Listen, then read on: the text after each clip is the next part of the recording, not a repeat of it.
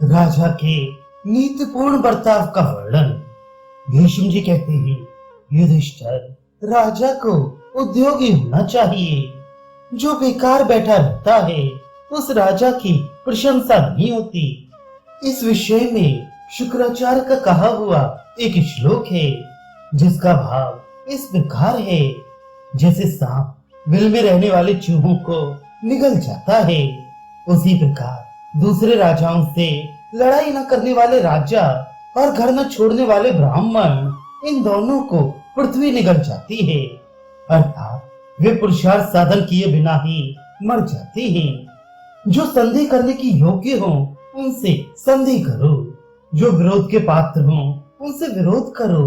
राज्य के 7 अंग हैं, राजा, मंत्री, मित्र, खजाना, देश, किला और सेना।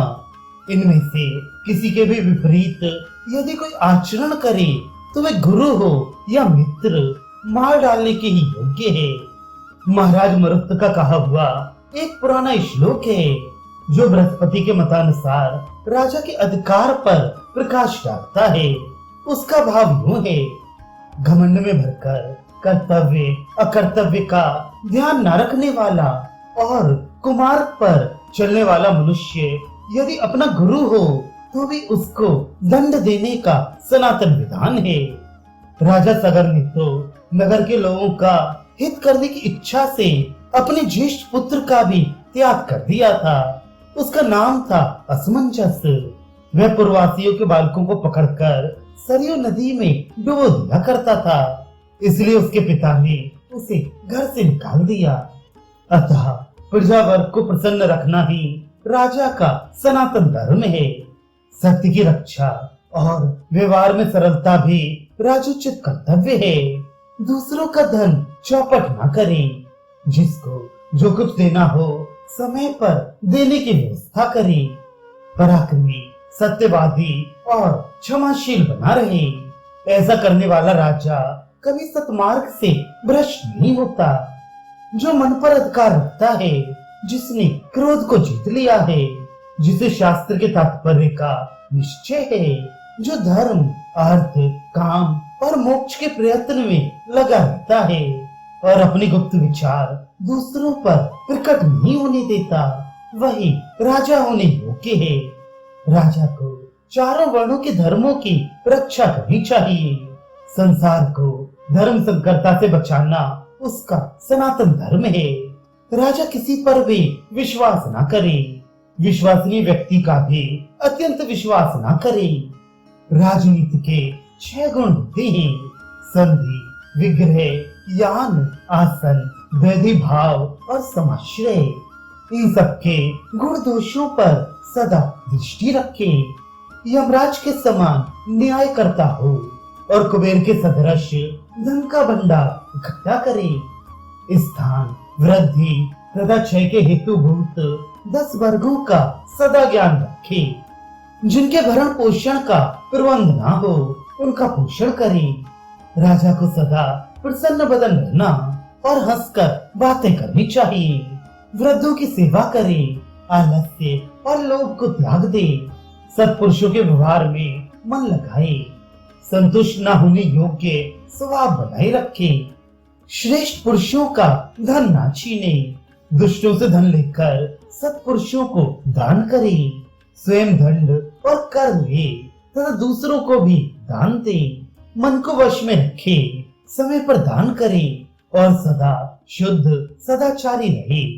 जो शूरवीर और भक्त हो, जिन्हें दुश्मन फोड़ ना सके, जो कुलीन, निरोग और शिष्ट हो तथा शिष्ट पुरुषों से संबंध रखते हो, अपने सम्मान के रक्षक हो, दूसरों का अपमान न करते हो, धर्मपरायण, साधु और पर्वतों के समान अटल रहने वाले हो, शास्त्रों के विद्वान, लोक व्यवहार के ज्ञाता और शत्रुओं की गतिविधि पर दृष्टि रखने वाले हो, ऐसे लोगों को ही सहायक बनाए। उन्हें अपने समान ही सुख भोग की सुविधा दे। सिर्फ राजोचित छत्र धारण और हुकूमत करना, इन्हीं 2 बातों का अधिकार अपने पास उनसे अधिक रखे। सामने अथवा परोक्ष में उनके प्रति एक सा ही बर्ताव करें। ऐसा करने वाले राजा को कभी कष्ट नहीं उठाना पड़ता। जो सब पर संदेह करता और सबके धन का अपहरण करता है, वह लोभी और कुटिल राजा एक दिन अपने ही लोगों के हाथ से मारा जाता है।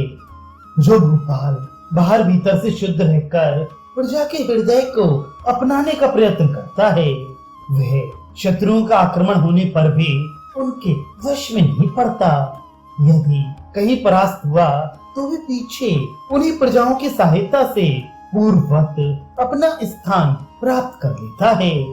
जो क्रोध नहीं करता, किसी व्यसन में नहीं फंसता, हल्का कर लगाता और इंद्रियों पर काबू रखता है, वह सब लोगों का विश्वास पात्र बन जाता है।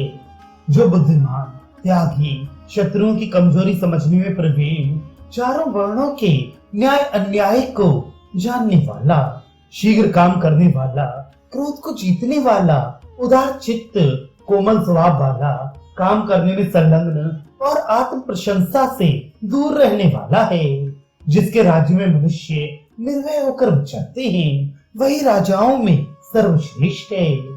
जिसके राज्य में रहने वाले नागरिक न्याय अन्याय को समझते हो, जिसके देश के लोग अपने धर्म कर्मों में संलग्न, शरीर में आसक्ति न रखने वाले, जितेंद्रिय, वश में रहने वाले, आज्ञा पालक, कलह से दूर रहने वाले और दान में रुचि रखने वाले हो, वही वास्तव में राजा है। जिस राजा के राज्य में छल, कपट, कूटनीति, माया और मात्सर्य का सर्वथा अभाव हो, उसी के सनातन धर्म का निर्वाह होता है।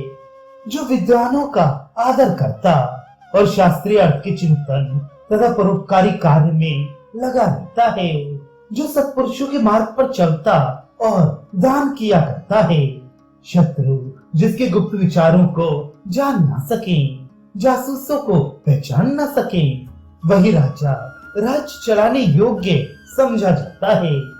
राज्य चाहने वाले राजाओं के लिए प्रजाओं की रक्षा से बढ़कर और कोई सनातन धर्म नहीं है। मनु ने राजधर्म का वर्णन करते हुए 2 श्लोक कहे हैं, जिनका भाव इस प्रकार है। जैसे समुद्र की यात्रा में टूटी हुई नौका का त्याग कर दिया जाता है, उसी प्रकार प्रत्येक मनुष्य को चाहिए कि वह उपदेश न देने वाले आचार्य, वेद मंत्र का उच्चारण न करने वाले ऋत्विक, रक्षा न करने वाले राजा, कटु वचन बोलने वाली स्त्री, गांव में रहने की इच्छा वाले ग्वाले और जंगल में रहना पसंद करने वाले नाई, इन 6 को त्याग दे।